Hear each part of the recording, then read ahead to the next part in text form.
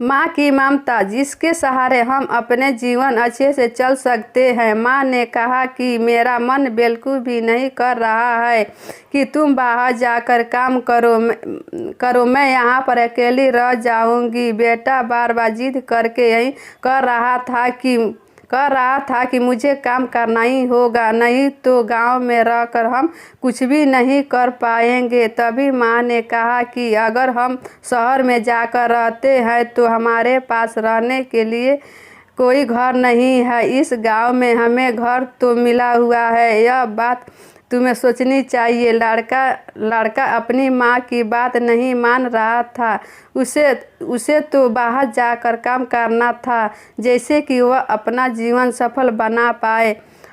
और माँ ने कहा कि मेरा मन बिल्कुल भी बाहर भेजने का नहीं कर रहा है, तुम मेरे बात क्यों नहीं सुन रहे हो। उसके बाद लड़के ने कहा कि मैं यह बात जानता हूँ कि आप अकेले रह जाओगे, लेकिन फिर भी मैं यही चाहता हूँ कि मैं कुछ काम करूँ जिससे कि आपको भी परेशानी ना हो। आप मुझे बाहर भेजने के लिए तैयार नहीं हो रही हो।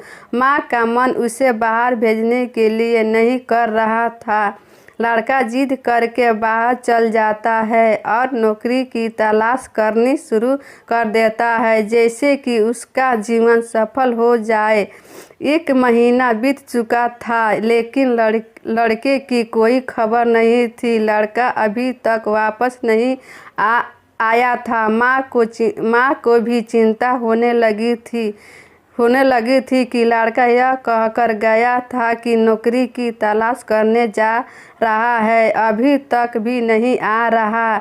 माँ ने देखा कि लड़का सामने से चला हुआ आ रहा है।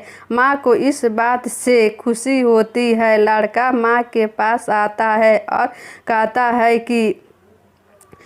कहता है कि मुझे एक अच्छी नौकरी मिल गई है, अब हमें मुसीबत का सामना नहीं करना पड़ेगा। यह बात सुनकर माँ खुशी हो जाती है।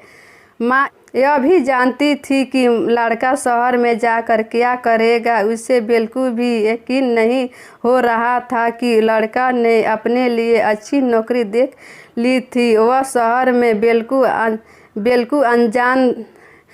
से बिल्कुल अनजान था। माँ इस बात को जानती है कि 1 महीना वह किसी रह पाई थी। वह दूसरे के घर जाकर काम करती थी, तभी उन्हें एक वक्त का खाना मिलता था। लड़के ने अपने काम की तलाश कर ली थी। वह जानता था कि अगर